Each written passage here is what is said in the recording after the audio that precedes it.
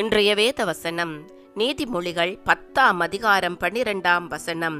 பகை விரோதங்களை எழுப்பும், அன்போ சகல பாவங்களையும் மூடும். என் அன்பான சகோதர சகோதரிகளே, நாங்கள் இருதயத்தில் அன்புள்ளவர்களாக இருக்க வேண்டும் என்று எங்கள் தேவன் விரும்புகிறார். பகை, விரோதம், வெறுப்பு, சண்டை, பழிக்கு பழி வாங்க வேண்டும், பிறரை அழிக்க வேண்டும் என்ற எண்ணங்கள் எல்லாம் தேவனுக்கு பிரியமல்ல. அதுவில் சத்துருவே பிரியப்படுகிறான். ஆனால் தேவன் சொல்லுகிறார், அன்பு திரளான பாவங்களை மூடும் என்று சொல்லி. உங்களுடைய இருதயங்களில் அன்பு நிலைத்து நிற்குமானால் உங்களுக்கு தீங்கு செய்கிறவர்களையும் நீங்கள் மன்னித்து விடுவீர்கள். இதனால் இந்த உலகத்தில் அன்பு நிறைந்து காணப்படும். நீங்கள் அன்பாகவே வாழுவதை தேவன் விரும்புகிறார்.